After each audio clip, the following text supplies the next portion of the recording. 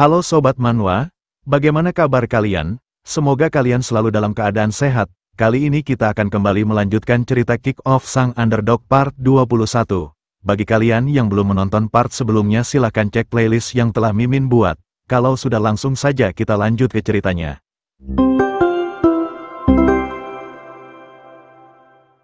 Di malam saat Kang Maru diberikan seragam tim nasional oleh Jaehyun, ia kesulitan tidur dan terus memikirkan apa yang sebenarnya terjadi dengan Jaehyun. Ia beberapa kali melirik ke arah Jaehyun merasa penasaran ingin menanyakannya namun ia merasa ragu. Ia kemudian mengingat bagaimana pertemuan mereka di mana saat itu Jaehyun terus membahas soal sepak bola seolah-olah ia sangat menyukainya tapi dia tidak bisa melakukannya.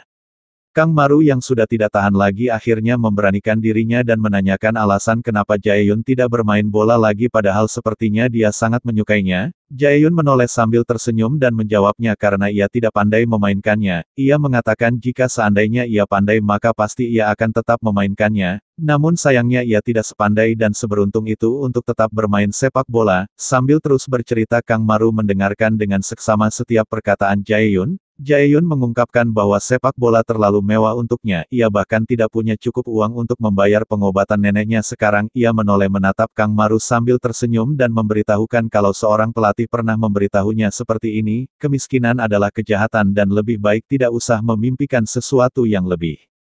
Mendengar perkataan Jaehyun membuat Kang Maru tak bisa berkata-kata dan hanya bisa memandangi Jaehyun. Saat itu ia tidak bisa menjawab apapun karena itu bukan sesuatu yang bisa ia mengerti, dan kata-kata penyemangat juga akan terkesan salah. Keesokan harinya, Yuna dan Jaehyun merayakan kepulangan Kang Maru. Yuna merasa sangat senang dan bersorak penuh bahagia memberikan selamat untuknya. Wajah Kang Maru memerah dan mengucapkan terima kasih kepada mereka berdua. Jaehyun yang baru-baru mulai menggila menggunakan apapun yang dilihatnya untuk membuat perayaan kepulangan Kang Maru terlihat meriah. Sontak perawat langsung muncul menghentikan aksi Jaehyun dan memarahinya di mana Yuna meminta Kang Maru agar sebaiknya mereka segera pergi. Dengan cepat mereka berdua berubah seperti tak terjadi apa-apa dan mengucapkan kata perpisahan. Jaehyun memberikan semangat agar Kang Maru bermain sepak bola dengan baik, sementara perawat tersebut berharap agar mereka tidak bertemu lagi di sini. Mereka berdua lalu saling menatap dan tersenyum satu sama lain dan begitulah bagaimana mereka berpisah di hari itu. Kang Maru dan Yuna berjalan pulang berduaan dengan penuh bahagia di mana Kang Maru mengatakan kalau ini rasanya benar-benar luar biasa. Yuna kemudian menanyakan apakah Kang Maru akan langsung pulang sekarang di mana ini langsung menghentikan langkah Kang Maru. Sisi lain Kang Maru berteriak dengan kesal dan begitu antusias meminta Kang Maru untuk segera menyatakan cintanya dan mengajaknya keluar karena ini adalah waktu yang sangat pas. Ia mengatakan sambil terus berteriak kalau ia sebenarnya juga tidak paham apa yang harus dilakukan untuk memulainya karena ini juga pertama kalinya baginya. Sontak tak ada hujan tak ada badai Kang Maru memanggil Yuna sambil mengangkat tangannya memberikan kode, di mana Yuna yang melihatnya merasa kebingungan dan bertanya-tanya apakah mungkin maksud Kang Maru adalah pergi makan. Dan disinilah mereka sekarang di salah satu kedai di pinggir kota. Kang Maru yang melihat makanannya menanyakan kepada Yuna apakah ini benar-benar bisa dimakan. Secara perlahan dan hati-hati Kang Maru mulai mencoba makanannya dengan perasaan cemas. Setelah mencobanya mereka berdua tak menyukainya di mana sepasang kakek nenek pemilik kedai meminta mereka untuk menghabisinya karena itu sangat enak. Mereka pun terpaksa memakannya sampai habis di mana terdengar suara kakek nenek itu meminta mereka agar tak perlu merasa malu-malu. Tak lama kemudian mereka pun keluar dari sana dengan perasaan kesal dan ingin segera melampiaskannya dengan sesuatu yang luar biasa, dan disinilah mereka sekarang akan melampiaskan semuanya di McDonald's yang sangat terkenal dengan makanan enaknya. Mereka dengan cepat memesan banyak makanan dan makanan dengan lahap melampiaskan semuanya. Mereka berteriak dengan penuh antusias mengatakan kalau ini adalah rasa makanan ala barat yang benar-benar sangat mantap. Setelah itu mereka melanjutkan kesenangan mereka dengan karaokean berdua layaknya orang gila asal berteriak tidak jelas namun mereka menikmatinya. Setelah itu mereka nongki santai di kafe di mana Kang Maru sesekali mencuri-curi pandang menatap Yuna dengan wajah yang memerah. Di saat Yuna melihat ke arahnya dengan cepat Kang Maru mengalihkan pandangannya seolah-olah tidak tahu dan mereka pun melakukan hal ini hingga malam. Mereka pun akhirnya pulang di mana Yuna mengantar Kang Maru sampai di rumahnya. Di depan rumah, Kang Maru mengucapkan terima kasih karena Yuna telah menemaninya seharian ini jadi ia akan segera masuk. Yuna kemudian mengeluarkan seragam Kang Maru yang sudah dicucinya dan mengembalikannya. Yuna memasang kura-kura di kera bajunya dan memberitahu Kang Maru kalau ia sengaja melakukannya agar Kang Maru tidak terluka lagi saat bermain sepak bola. Yuna seketika menjadi begitu serius dan menegaskan bahwa sekarang jika ada seseorang yang ingin melukai Kang Maru maka dia bisa langsung masuk ke dalam cangkang. Di akhir Yuna memperingati Kang Maru agar jangan sampai bertarung lagi seperti sebelumnya. Ia lalu memegang tas Kang Maru yang berdiri mematung dan memperbaikinya sambil meminta Kang Maru memakai tasnya dengan benar. Sontak Kang Maru menjadi begitu panik dengan wajah yang memerah berteriak mengatakan kalau ia mengerti dan ia bisa menjaga dirinya sendiri. Ia dengan cepat berlari masuk ke rumahnya dengan begitu gugup sambil meminta Yuna untuk menjaga dirinya juga, di mana Yuna melambaikan tangannya mengucapkan selamat malam. Keesokan harinya saat di perjalanan menuju ke sekolah, dua sejoli dengan begitu khawatir berlari menghampiri Kang Maru yang sedang berangkat sendiri. Mereka menanyakan keadaan Kang Maru dan meminta maaf karena tidak bisa mengunjunginya ke rumah sakit. Mereka dengan perasaan cemas memberitahukan kalau mereka sangat ingin pergi menjenguknya namun mereka tidak bisa ke sana karena ada orang-orang yang menyeramkan berkeliaran. Mendengar keluhan mereka Kang Maru mengatakan kalau ia mengerti sambil mengingat Jaehyun dan bergumam mengatakan kalau orang yang mereka maksud pasti adalah Jaehyun dan Razor. Mereka kemudian berangkat bersama dan melupakan semuanya karena saat ini Kang Maru sudah kembali. Mereka berdua terus memuji Kang Maru di sepanjang jalan dan memberitahukan kalau gosip tentang Kang Maru yang bermain sangat hebat di pertandingan melawan SMA Sewon telah tersebar ke seluruh sekolah.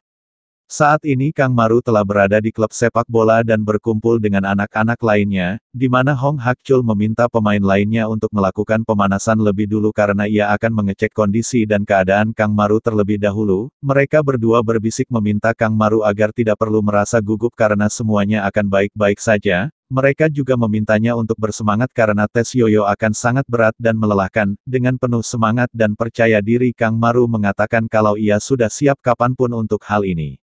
Pertama Kang Maru mulai melakukan sprint sendirian seperti anak-anak lainnya lakukan sebelumnya. Kang Maru berhasil mencapai finish lari jarak 100 meter dengan waktu 12 detik yang urutannya berada di posisi kelima pemain tercepat, dan untuk tes yoyo berlari bolak-balik dengan waktu yang semakin cepat Kang Maru berhasil berada di urutan pertama dengan 62 ronde mengalahkan Sung Siwo, di mana anak-anak lainnya terkejut dan tak menyangka dengan stamina seorang pemula yang begitu luar biasa ini.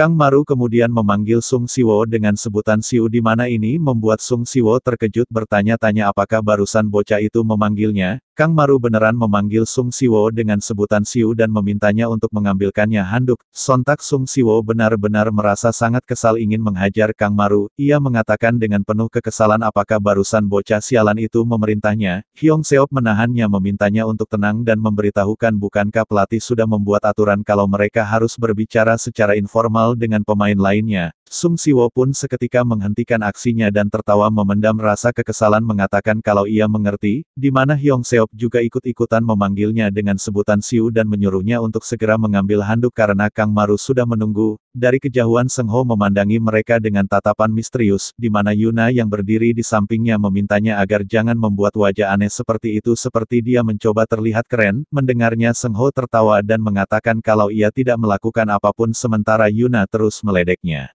Para pemain terus berlatih di mana Hong Hak-chul meminta mereka untuk melatih dasar-dasar mereka seperti ketangkasan, kelincahan dan kontrol bola yang baik. Sementara itu Park Cha-dol memperlihatkan kepada Hong Hak-chul data para pemain yang sudah ia kumpulkan selama ini termasuk pemain yang sudah berhenti bermain bola dan berhenti bersekolah. Park Cha-dol memberitahukan bahwa tidak ada jaminan mereka akan bermain lagi. Hong Hak-chul mengatakan kalau itu tidak apa-apa ia hanya membutuhkan penjaga gawang dan juga pemain yang tangguh jika memang ada. Setelah mencari-carinya selama beberapa saat mereka pun menemukan kandidat yang sempurna di mana ini membuat Hong Hak-chul merasa senang sementara Park Cha-dol ia tak menyangka melihat data pemain tersebut.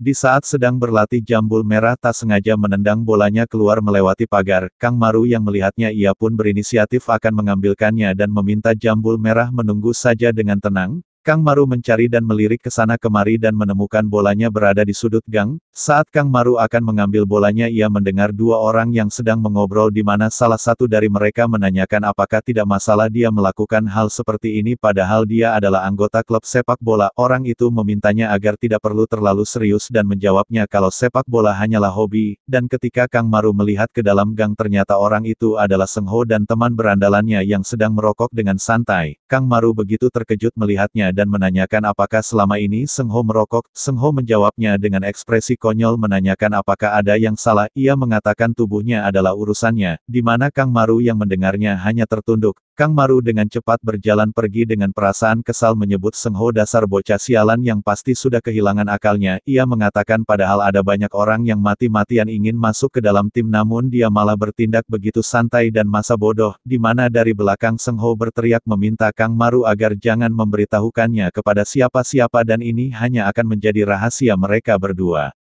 Sementara itu di tempat lain terlihat Jae-yun yang sudah keluar dari rumah sakit dan sedang melakukan pengantaran makanan. Ia tak sengaja melihat siaran pertandingan bola yang sedang berlangsung dan langsung mematikannya. Ia meminta bosnya untuk berhenti menonton TV apalagi menonton pertandingan bola. Bosnya sama sekali tak mendengarnya dan meminta Jae-yun untuk segera mengantar pesanan berikutnya ke SMA Haja di ruangan seminar nomor 3 di lantai 2. Mengetahui kalau itu akan diantar ke SMA Haja, Jae-yun pun menolaknya dan mengatakan berkali-kali kalau ia tidak mau mengantarnya, namun bosnya terus memaksa dan membujuknya dan juga karena sudah tidak ada lagi yang bisa mengantarnya akhirnya dengan berat hati Jae-yun pun mengiyakannya.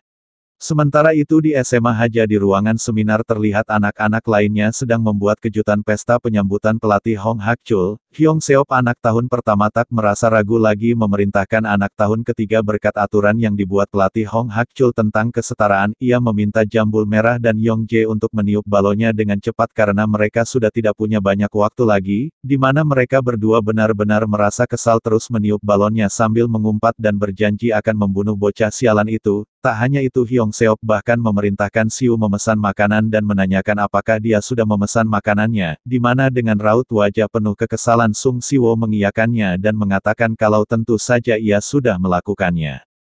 Sementara itu Kang Maru pun akhirnya memberanikan dirinya dan mengawasi mereka agar tidak berduaan. Ia berbisik dan menanyakan kepada Yuna apakah dia tidak mencium bau aneh, di mana ini membuat Seng Ho menjadi panik dan menarik Kang Maru agar tidak mengatakan rahasianya. Ia menyeret Kang Maru pergi sambil menutup mulutnya di mana ini membuat Yuna bertanya-tanya apa yang sedang mereka lakukan. Mereka berdua saling menatap di mana Kang Maru mengumpat dan mengatakan kalau sebentar lagi ia akan memberitahukan kepada semua orang dan pelatih, di mana ini membuat Seng Ho merasa kesal dan terus menutup mulut Kang Maru. Di waktu yang bersamaan pengantar makanan pun datang di mana itu adalah Jae-yun yang menutupi wajahnya dengan helm. Jae-yun memberitahukan total biaya pesanannya di mana Sung Siwo yang membayarnya. Mereka sempat saling bertatapan di mana Sung Siwo terlihat sedikit terkejut. Setelah menyerahkan makanannya dan mendapatkan bayarannya, Jae-yun dengan cepat pergi dengan senang sambil bergumam mengatakan sepertinya ia melakukannya dengan lancar dan aktingnya sungguh terlihat keren. Namun sontak Sung Siwo keluar dan memanggil namanya, di mana ini membuatnya terkejut dan langsung berlari sambil mengatakan kalau dia salah orang. Sung Siwo mengejar dan menangkapnya dan mengatakan kalau ia tidak mungkin salah orang di mana Jae-yun terus mengelak. Sung Siwo pun mengungkapkan kalau ia sangat yakin dia tidak salah orang jika dilihat dari tato di lehernya. Sontak Jae-yun mendorong Sung Siwo ke tembok dengan keras dan meninggikan suaranya mengatakan jika Sung Siwo tahu siapa dirinya seharusnya dia tidak memanggilnya. Raut wajah Jae-yun terlihat sangat kesal dan menegaskan berani-beraninya Sung Siwo memanggil namanya. Sung Siwo meminta Jae-yun untuk berhenti bermain-main di luar sana dan cepatlah kembali ke tim. Mendengarnya Jae-yun semakin kesal dan menyebut Sung Siwo dasar bedebah sialan. Ia mengungkapkan bahwa Sung Siwo lah yang telah menghancurkan karir sepak bolanya. Ia meminta Sung Siwo agar berhenti memperparah pemain lainnya yang hidupnya tergantung pada seutas benang dan lebih baik Sung Siwo melakukan apa yang membuatnya tenang sebelum ia membunuhnya. Jae-yun kemudian melepaskan Sung Siwo dan mengambil barang-barangnya sambil meminta Sung Siwo untuk melakukan yang terbaik karena dia tidak akan pernah tahu kapan dia akan kehilangan segalanya. Jae-yun lalu berjalan pergi dan mengumpat menyebut Sung Siwo dasar bajingan egois, di mana Kang Maru dari kejauhan ternyata melihat semua kejadian barusan memasang ekspresi terkejut yang entah apa yang ia pikirkan. Nah, sekian dulu pembahasan cerita kali ini. Perjalanan Kang Maru masih jauh, dan banyak hal yang akan terjadi dalam hidupnya. Apakah ia akan mencapai impiannya? Temukan jawabannya di kelanjutan cerita berikutnya. Jangan lupa untuk like, komen, dan subscribe agar kalian tidak ketinggalan kisah seru berikutnya. Sampai jumpa di video berikutnya.